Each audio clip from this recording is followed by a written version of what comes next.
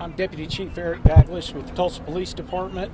I'm going to give you what I can right now, reference the call here at the Natalie Medical Building. It will be probably pretty limited. I will attempt to take some questions after everybody has spoken, but giving you that warning ahead of time, the information is still very new and very limited. At 4:52 hours, our dispatch received a call of an active shooter at the Natalie Medical Building at 6457 South Yale Avenue. We had officers arrive at the location at 4:56, so a 3-minute response time, and made contact with victims and the suspect at 5:01. And that was them making their way to the second floor. The officers that did arrive were hearing shots in the building, and that's what directed them to the second floor. Right now, we have 4 civilians that are dead. We have 1 shooter that is dead, and right now, we believe that is self-inflicted. Officers have not been interviewed, but we're certain that's a self-inflicted gunshot wound on his part. The scene is fairly limited to one section of that floor on the second floor, and officers are currently and detectives interviewing witnesses that were throughout the building, and especially those on the second floor. No officers were injured. We have a reunification center set up at Memorial High School in the auditorium on the north end of Memorial High School for families that may have had somebody in this building at the time and have not been able to make contact. That is a location they can check in with for information. Right now, the suspect, we do not have an identity. That we believe we're getting close on the identity of the suspect. He is a black male, estimated to be 35 to 40 years old, and we have confirmed he had 1 long gun, a rifle, and 1 handgun on the scene at the time. That's what I have, and I will turn it over to. Can we get? I'll come back for those questions. Okay, thank you. What was yours? Well, you said 5 people total dead. Yes, 4 innocents, 1 shooter. Thank you. Yes. I'm Dr. Cliff Robertson. I'm the CEO of the St. Francis Health System. And as you can imagine, we're an organization that believes in the power of prayer, and there is nothing more this community could do for us than to pray for the families and the loved ones and the victims of this senseless act. I can't stand here and not thank the first responders in this city. I mean, look around us. The response has been incredible, and I don't know that I've truly understood just how important our first responders can be and are every day. There will obviously be many questions, and there will be a very bumpy road, I think, ahead of us. But there are over 10,000 people that are part of the St. Francis Health System that every day commit their lives to taking care of people in need, taking care of everyone in need. And this senseless, horrible, incomprehensible act is not going to change that.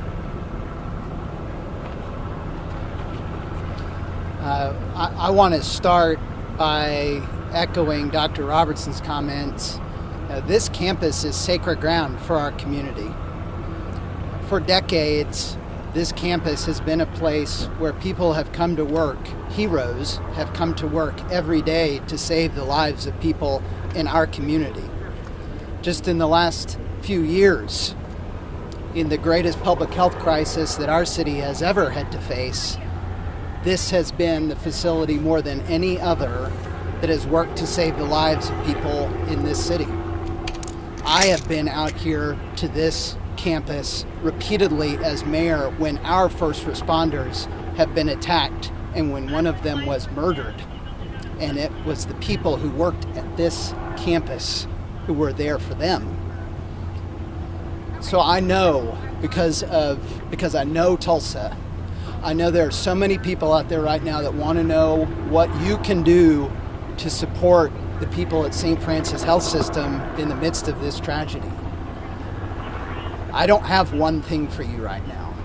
I would ask for you to think about what the St. Francis Health System and the people that work there mean to our community, what they mean to you and your family and your neighbors, the heroes who protect you. Think about what they mean to you and think about in your own way what you can do to show your support for them in the midst of this tragedy.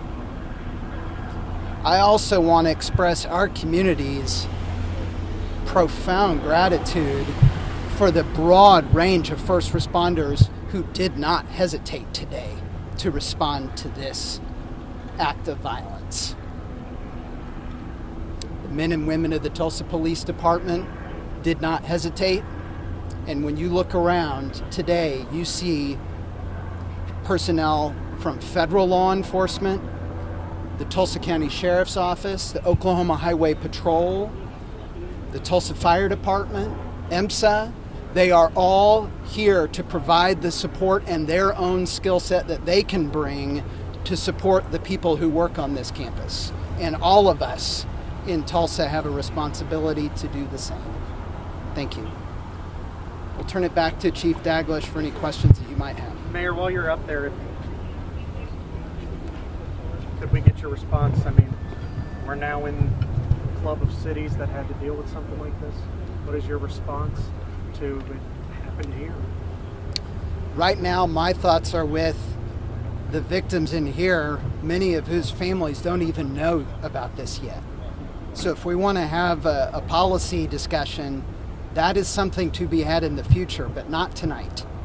Not tonight. Do we know if the victims were employees of the hospital or patients? From what we do know, it could be a combination both of employees and visitors. Do we know if he was a patient? We do not. With everything that's happened recently, was he wearing body armor? Not that I'm aware of. That has not been mentioned. Chief, you said he had two weapons with him, a pistol of some sort and a long gun. Do we know which weapon or both weapons? What did he use, or do we know that yet? It appears both weapons at one point or another were fired on the scene. Do we have any reason to believe he was targeting anybody specifically? We don't have that yet. Investigators, the building not long before we came down here was officially secured, and homicide and crime scene detectives were just making their way in. So all of the investigation and investigative portions and those types of questions are just getting looked into right now. Can you talk about what's on that second floor? I don't have there is an orthopedic center, or orthopedic office there, but I'm unaware of if that occupies the whole floor or if there are other offices on the floor. Do you know if that's where this happened, in that orthopedic center? At least part of the scene. Is everybody, cleared out of the closets, the cubbies, and yeah, they've gone floor to floor, office to office, and has gathered keys from St. Francis and have essentially cleared. And we utilize officers from those other agencies as well to help get that job done. There was one witness, potential victim, that was found late in the process, locked in a closet. So worth their efforts to make sure that was very methodically done. How long was this shooter active from the first shot to him inflicting only on himself? There was a 3-minute response, so I don't know how long the call took to come in, but it appears as though the whole thing was a 4-minute or so time span from the time it came in till the time officers made contact, 4 to 5 minutes. And all the gunfire occurred in that same area on the second floor, as far as we know? The best we believe right now. Do we know who called? I do not. After everything that happened last week, was active shooter training refreshed on y'all's mind? And this was just almost second nature for you? Yeah, I think that's probably fresh on everyone's minds. I will say Tulsa revisits that topic regularly. So I was very happy with what we know so far regarding the response of our officers. And as the mayor mentioned, the citizens of Tulsa, I think, should be proud that this parking lot was difficult to get to for some of those officers who were here just minutes after it came in. It was difficult due to the amount of cars that had responded from all sides of town. And then federal agencies, I believe every federal agency is represented here. Light Horse are here.